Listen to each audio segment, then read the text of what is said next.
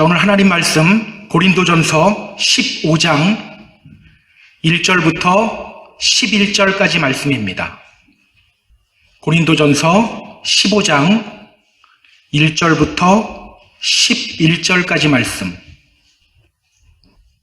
우리 같이 한 목소리로 봉독합니다. 형제들아, 내가 너희에게 전한 복음을 너희에게 알게 하노니 이는 너희가 받은 것이요 또 그 가운데 선 것이라. 너희가 만일 내가 전한 그 말을 굳게 지키고 헛되이 믿지 아니하였으면 그로 말미암아 구원을 받으리라. 내가 받은 것을 먼저 너희에게 전하였노니 이는 성경대로 그리스도께서 우리 죄를 위하여 죽으시고 장사 지낸 바 되셨다가 성경대로 사흘 만에 다시 살아나사 게바에게 보이시고 후에 12제자에게와 그 후에 500여 형제에게 일시에 보이셨나니 그 중에 지금까지 대다수는 살아있고 어떤 사람은 잠들었으며 그 후에 야고보에게 보이셨으며 그 후에 모든 사도에게와 맨 나중에 만삭되지 못하여 난 자 같은 내게도 보이셨느니라. 나는 사도 중에 가장 작은 자라. 나는 하나님의 교회를 박해하였으므로 사도라 칭함받기를 감당하지 못할 자니라. 그러나 내가 나된 것은 하나님의 은혜로 된 것이니 내게 주신 그의 은혜가 헛되지 아니하여 내가 모든 사도보다 더 많이 수고하였으나 내가 한 것이 아니요 오직 나와 함께 하신 하나님의 은혜로라.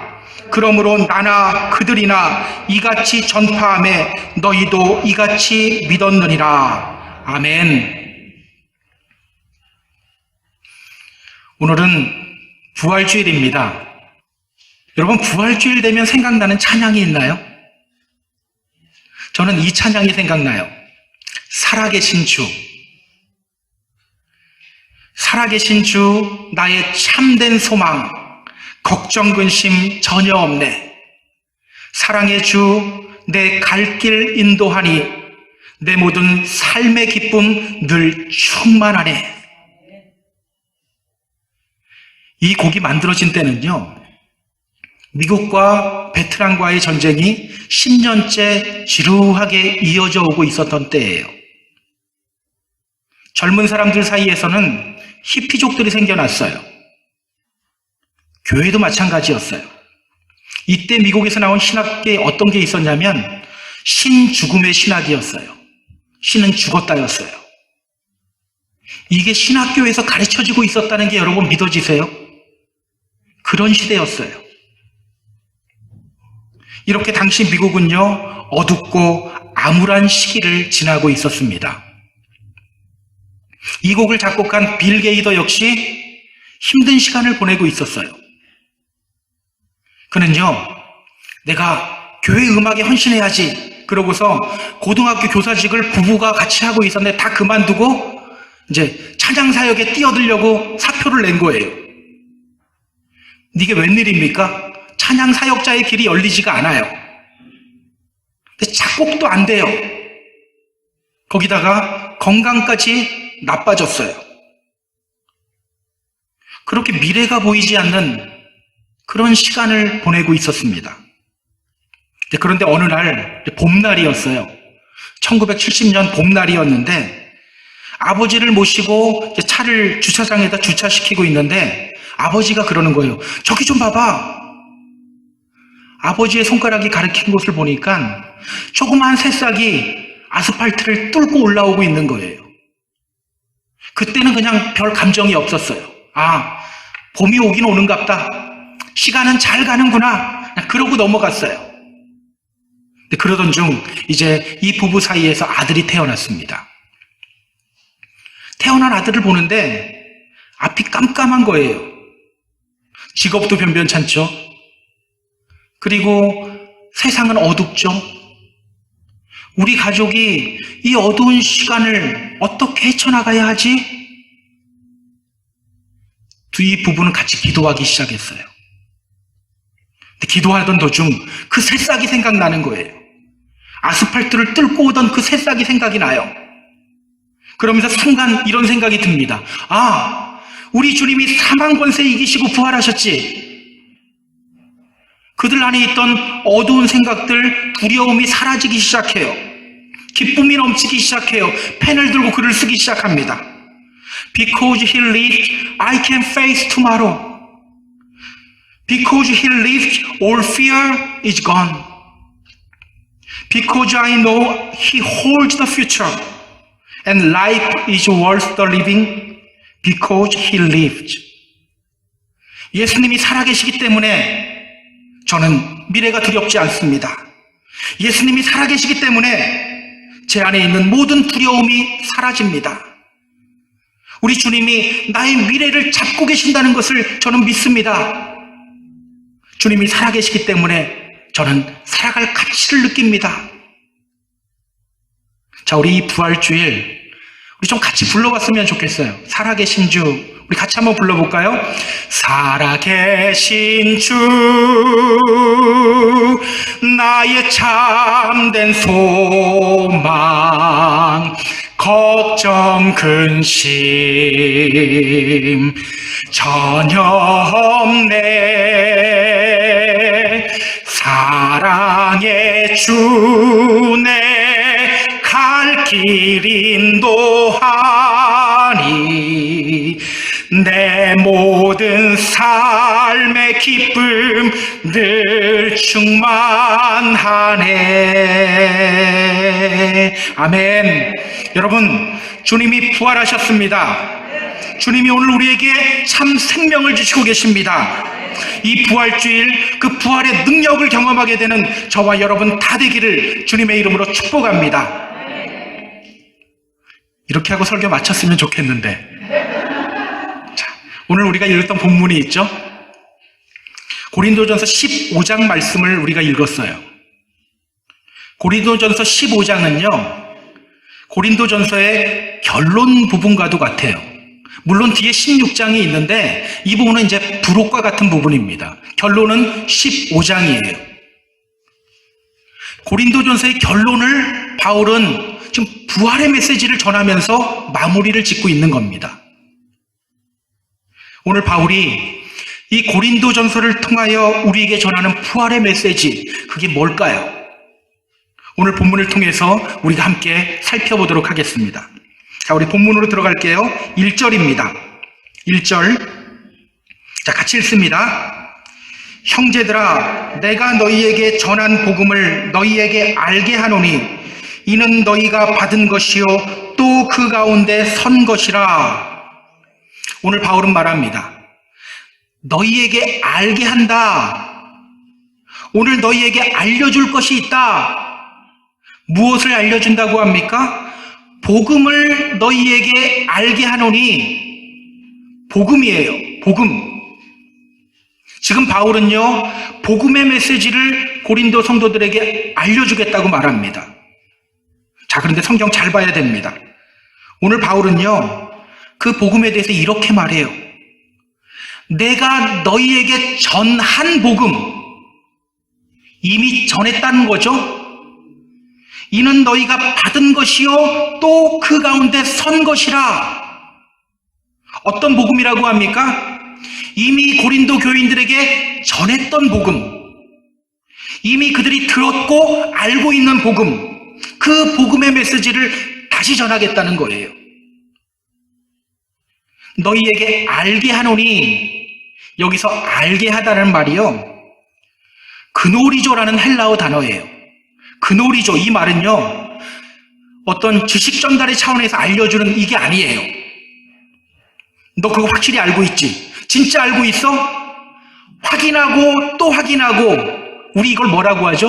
엄마가 이러면 잔소리한다고 하잖아요. 이런 잔소리하는 심정으로 확인하고 또 확인하는 것, 이게 바로 그노리조라는 단어예요. 지금 바울은요 고린도 교인들에게 이미 전했던 말씀인데 또 전하고 있어요. 잔소리하는 엄마의 심정으로 또 전해요. 왜 이렇게 반복해서 전할까요? 반복한다는 것은 뭡니까? 뭐 때문에 반복하는 거예요? 중요하기 때문에 반복하는 거죠.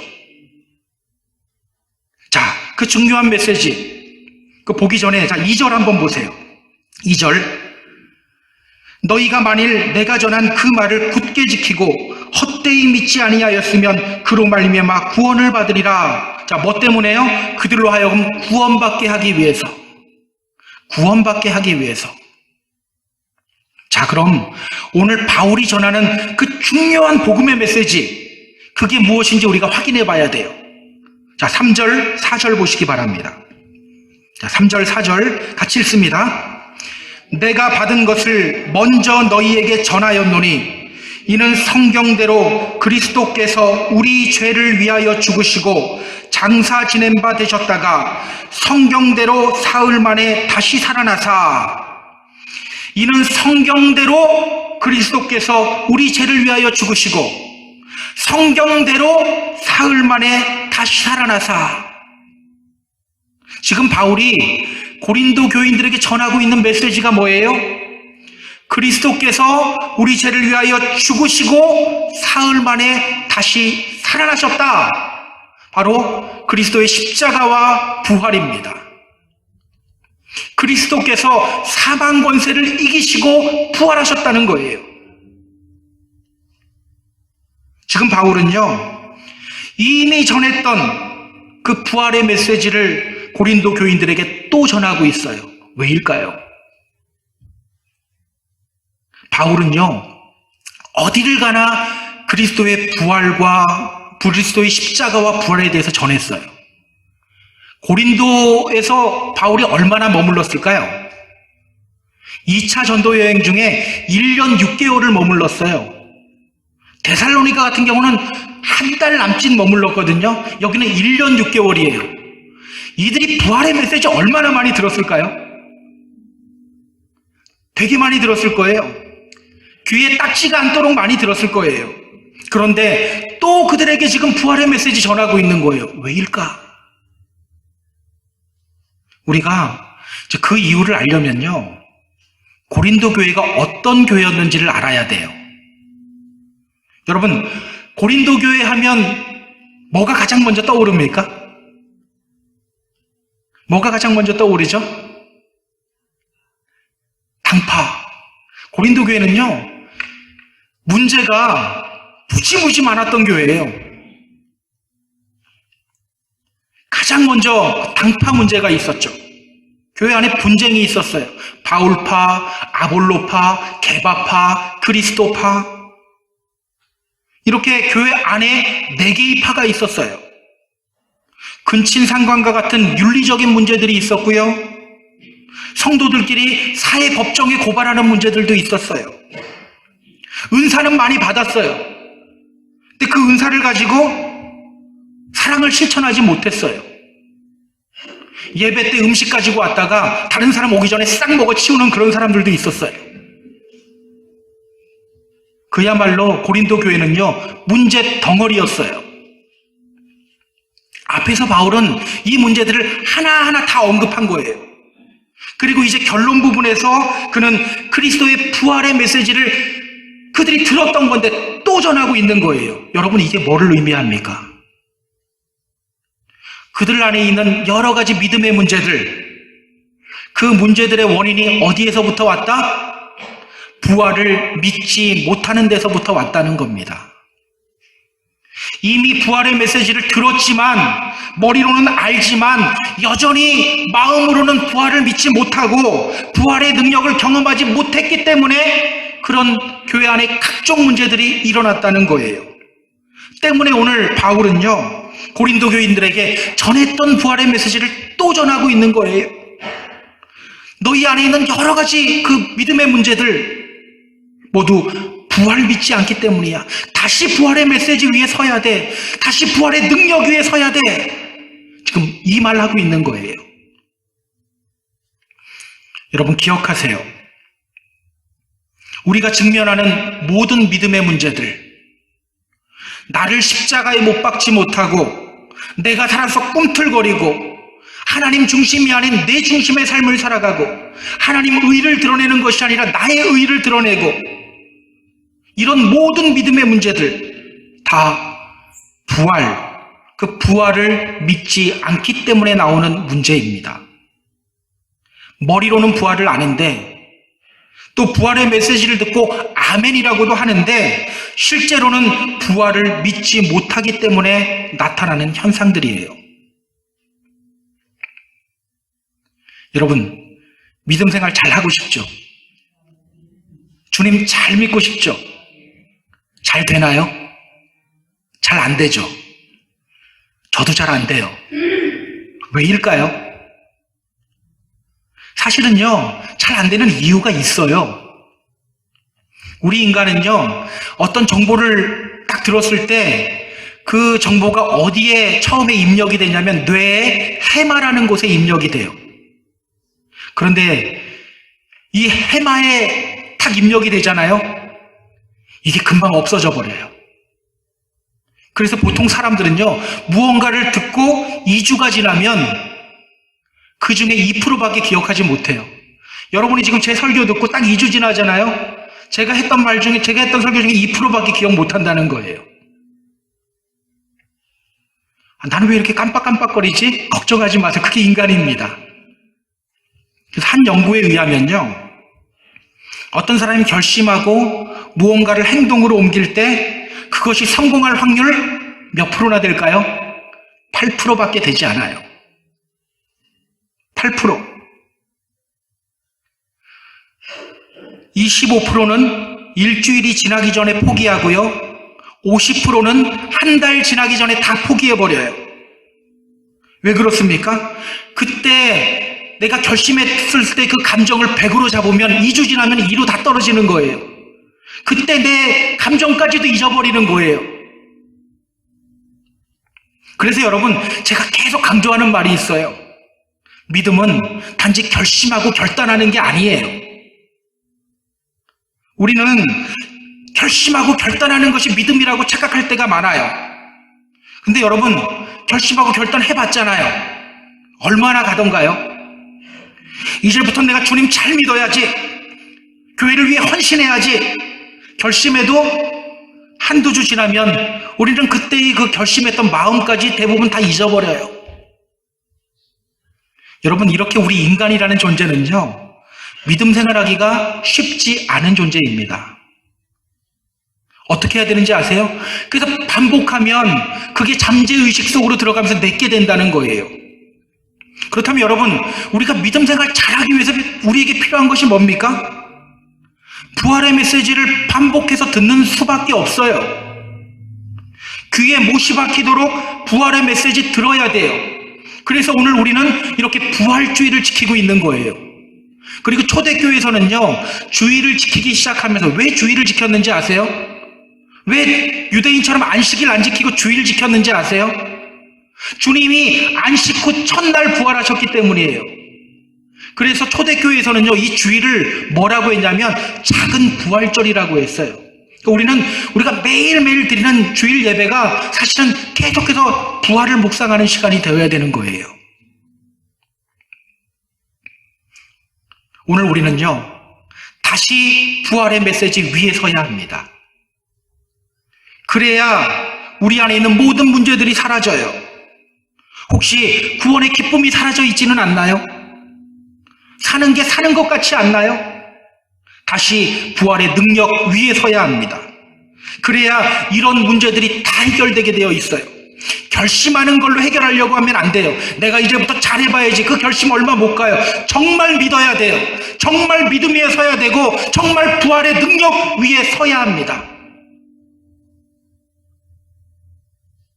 자, 그럼 오늘 바울이 전하는 부활의 메시지, 우리가 어떤 부활의 메시지를 전하는지 확인해 보도록 할게요.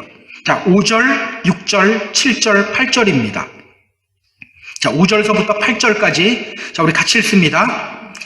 게바에게 보이시고 후에 12제자에게와 그 후에 500여 형제에게 일시에 보이셨나니 그 중에 지금까지 대다수는 살아있고 어떤 사람은 잠들었으며 그 후에 야고보에게 보이셨으며 그 후에 모든 사도에게와 맨 나중에 만삭되지 못하여 난 자 같은 내게도 보이셨느니라. 자, 오늘 바울이 전하는 부활의 메시지 뭔 것 같아요? 오늘 바울이 전하는 부활의 메시지 지금 뭐를 전하고 있는 것 같으세요? 오늘 바울이 이 부활의 메시지를 전하면서 강조하고 있는 것이 있어요. 그게 뭔지 보이나요? 여기 가장 많이 나오는 단어가 있어요. 그게 뭐죠? 맞아요. 보이다라는 단어예요. 보이시다. 오늘 바울은 말합니다. 사망 권세를 이기시고 부활하신 예수님은 게바에게 자신을 보이셨습니다. 12 제자들에게도 자신을 보이셨습니다. 그리고 그 후에 500여 형제들에게도 일시에 자신을 보이셨습니다. 그 후에는 야곱에게도 보이셨고요. 또 나에게도 보여주셨습니다. 보이셨다라는 것을 계속해서 강조해요. 이 보이셨다를 강조하는 이유가 뭘까요? 여러분, 이렇게 보이다 이 말을 강조하는 이유가 있어요. 자, 우리 예수님이 부활하신 제자들이 아니라 예수님이 부활하신 후 제자들을 찾아오신 장면을 우리가 한번 떠올려 보세요. 누가복음 24장을 보면요, 부활하신 예수님이 자신을 제자들에게 보이시면서 말씀하시죠. 내 손과 발을 보고 나인 줄 알라. 또 나를 만져보라. 영은 살과 뼈가 없으되 너희 보는 바와 같이 나는 있느니라. 여러분, 예수님과 제자들 사이는요, 3년 동안 같이 살았잖아요. 목소리만 들어도 알아요. 저 멀리서 그냥 실루엣, 걸어오는 실루엣만 봐도 아, 예수님이구나, 아, 베드로구나, 아, 요한이구나, 다 알아요.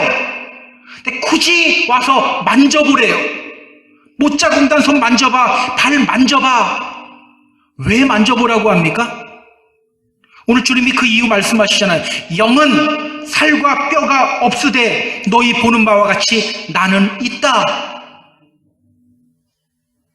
예수님의 부활이 단순히 영의 부활이 아니라 몸의 부활이라는 것을 알려주기 위해서 만져보라고 한 거예요. 몸의 부활. 자, 그렇다면 여러분, 오늘 바울이 전하는 이 부활의 메시지, 어떤 부활의 메시지예요? 예수님의 부활은 단지 영의 부활이 아니라 몸의 부활이라는 거예요. 영의 부활이 아닌 몸의 부활. 기억하세요. 예수님의 부활은요, 단순히 영의 부활이 아니에요. 몸의 부활이에요. 몸의 부활. 많은 사람들이요, 교회를 다니고 또 부활의 메시지를 들으면서도 이 몸의 부활을 잘 믿지 못해요. 그러다 보니까 주님의 부활을 자꾸 왜곡해요.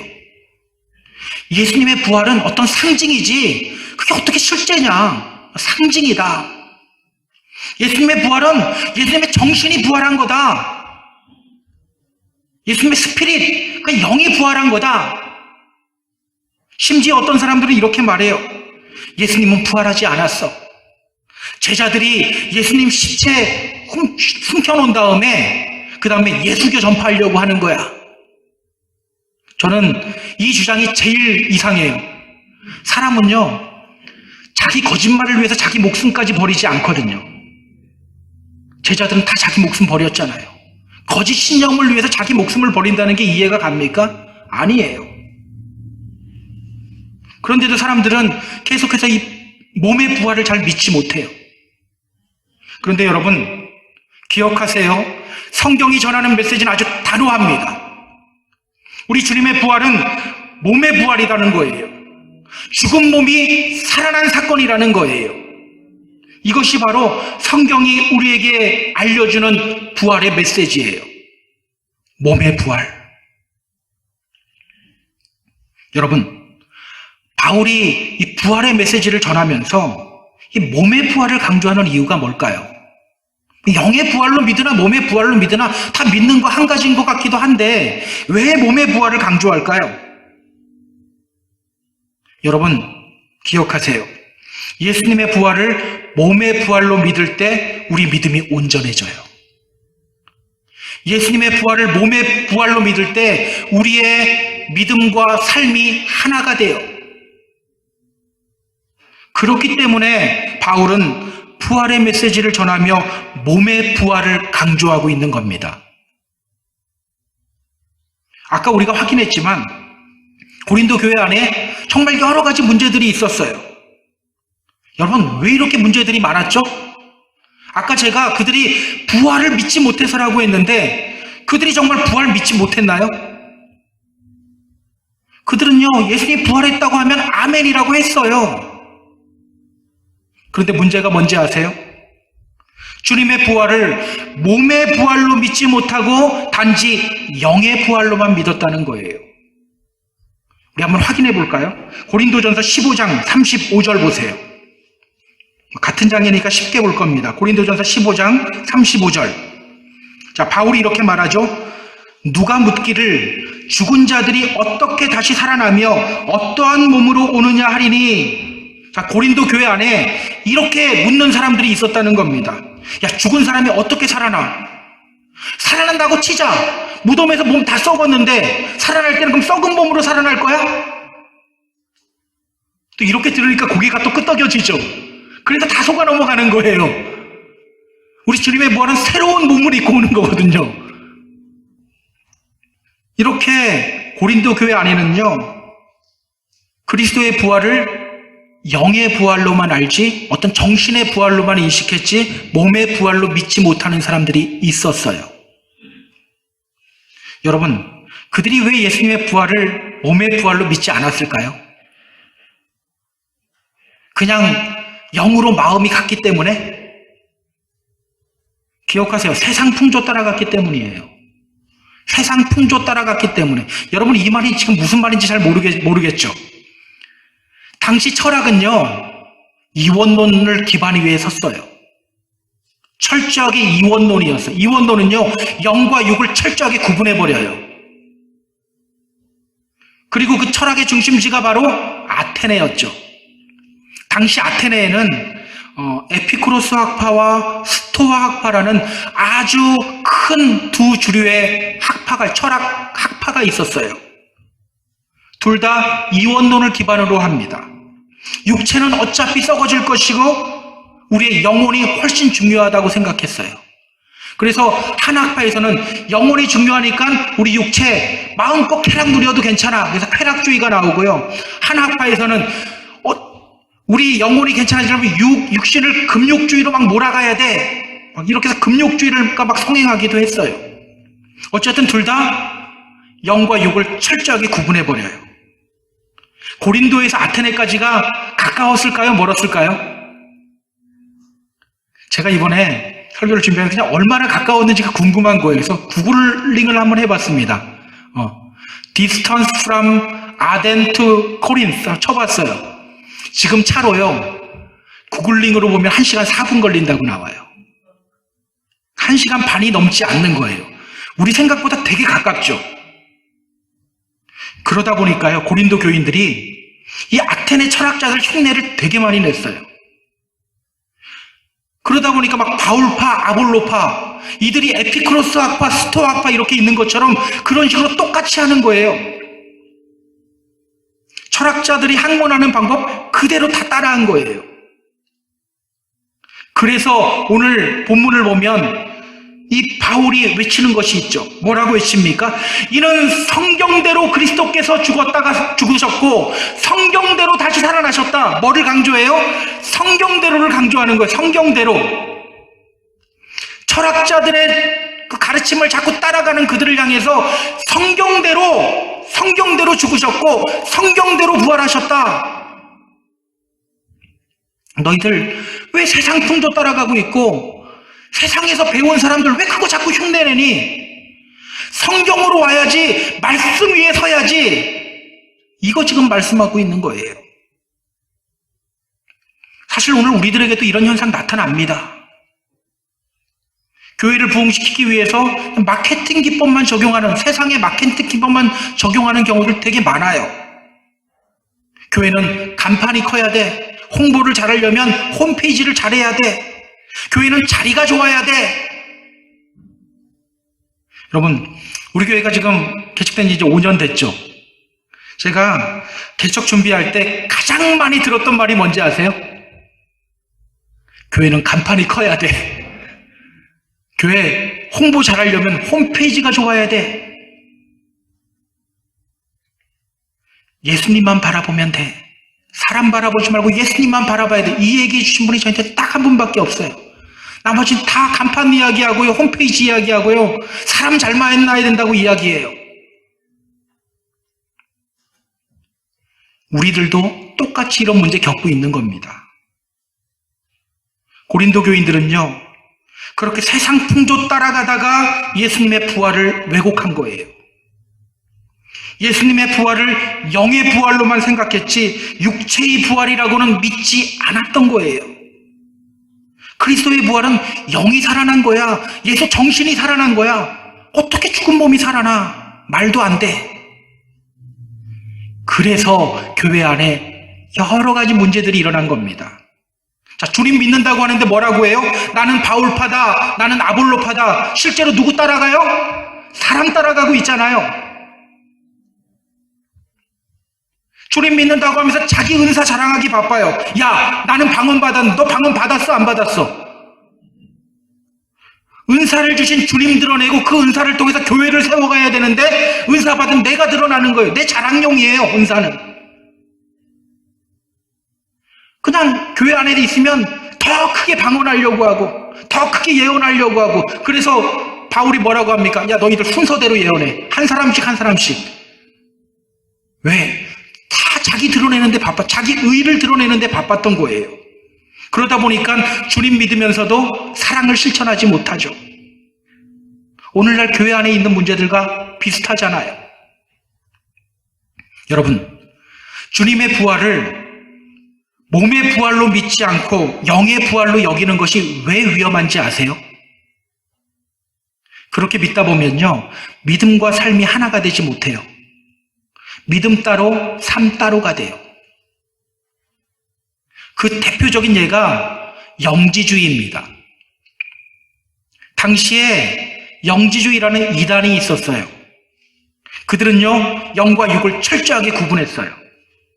그들이 어떻게 믿음 생활을 했는지 아세요? 야, 너희들 로마 신상, 황제 신상 앞에 가서 절해. 그러면 그 사람들은 주저하지 않고 가서 절했어요. 우상 앞에 가서 절해. 그러면 주저하지 않고 절했어요. 그리고 뭐라는지 아세요? 내 육신은 비록 거기에 있지만 내 영은 깨끗해. 내 영은 주님 바라보고 있어. 이러고 있었던 거예요. 오늘 우리 모습이잖아요. 오늘 우리 모습이에요. 입으로는 주님 사랑합니다 하는데 그렇지 않잖아요, 삶은.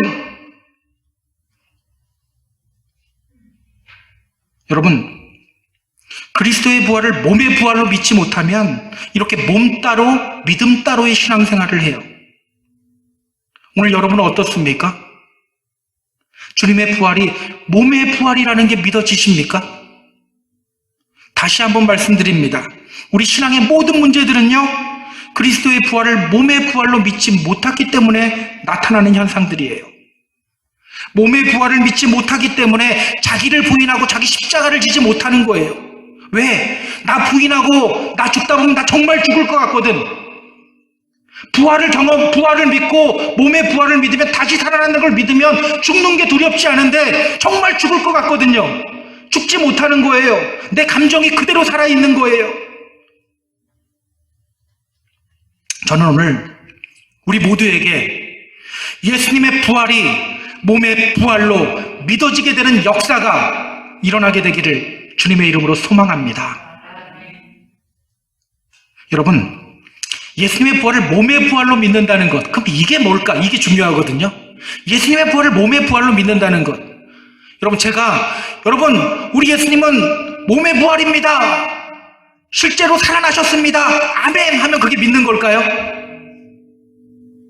그것도 안 믿는다고는 할 수 없지만 더 우리가 좀 구체적으로 들어갈 필요가 있을 것 같아요. 오늘 바울은요, 주님의 부활을 몸의 부활로 믿는다는 것, 이게 무엇을 의미하는지를 오늘 성경을 통해 알려주고 있어요. 자, 우리 9절, 10절, 11절 보겠습니다. 9절, 10절, 11절. 자, 같이 읽습니다. 나는 사도 중에 가장 작은 자라. 나는 하나님의 교회를 박해하였으므로 사도라 칭함받기를 감당하지 못할 자니라. 그러나 내가 나된 것은 하나님의 은혜로 된 것이니 내게 주신 그의 은혜가 헛되지 아니하여 내가 모든 사도보다 더 많이 수고하였으나 내가 한 것이 아니요 오직 나와 함께 하신 하나님의 은혜로라. 그러므로 나나 그들이나 이같이 전파하매 너희도 이같이 믿었느니라. 자, 오늘 바울의 고백을 보세요. 주님의 부활을 몸의 부활로 믿는 바울은요, 이렇게 고백하고 있어요. 나는 사도 중에 가장 작은 자입니다. 하나님의 교회를 박해하던 사람입니다. 사도가 될 수가 없는 사람이었습니다. 그런데 하나님은 그런 저에게 은혜 베풀어 주셨습니다. 부활의 주님이 저를 찾아오셨고 사도로 세워주셨습니다. 그리고 주님의 일을 감당할 수 있게 만들어주셨습니다. 바울이 부활의 주님 만나고 부활의 주님이 몸의 부활이라는 것을 믿을 때 어떤 일이 일어나는 거예요? 만삭되지 못하여 난 자와 같은 그런 바울이 하나님의 사도로 변화되는 역사가 일어나는 거예요. 기억하세요. 예수님의 부활을 몸의 부활로 믿는다는 것은요, 이렇게 변화를 경험하는 겁니다. 옛사람이 죽고 새 사람이 되는 역사를 경험하는 거예요. 새로운 피조물이 되는 역사를 경험하는 거예요. 주님의 부활을 몸의 부활로 진정으로 믿으면 이 역사가 반드시 일어납니다. 여러분, 주님이 부활하신 이유가 뭘까요? 주님이 왜 부활하셨을까요? 이미 십자가 위에서 우리 죄 다 대신 지시고 다 이루셨다고 하셨잖아요. 근데 왜 또 부활하셨어요? 나 이렇게 다시 살아났다 자랑하려고? 자, 성경이요, 그 이유에 대해서 말해요. 자, 고린도전서 15장 20절 확인해 보세요. 고린도전서 15장 20절. 자, 같이 읽습니다. 그러나 이제 그리스도께서 죽은 자 가운데서 다시 살아나사 잠자는 자들의 첫 열매가 되셨도다. 자, 주님이 부활하신 이유가 뭐라고 해요? 잠자는 자들의 첫 열매가 되시기 위해서, 잠자는 자들의 첫 열매가 되시기 위해서. 여러분, 잠자는 자들의 첫 열매가 되시기 위해서 부활하셨다. 이게 무슨 뜻이죠? 잠자는 자들의 첫 열매가 되시기 위해서 부활하셨다. 자, 구약시대에서는요, 본격적인 추수를 하기 전에 익은 곡식 한 단을 엮어서 하나님께 바쳐요. 이게 무슨 의미냐면요, 이걸 하나님께 바쳤으니까 이 모든 것이 다 하나님께 속해 있습니다라는 고백이에요. 첫 열매를 하나님께 바침으로 말미암아서 뒤에 따라오는 모든 추수도 다 하나님께 속했습니다. 이 신앙 고백이에요.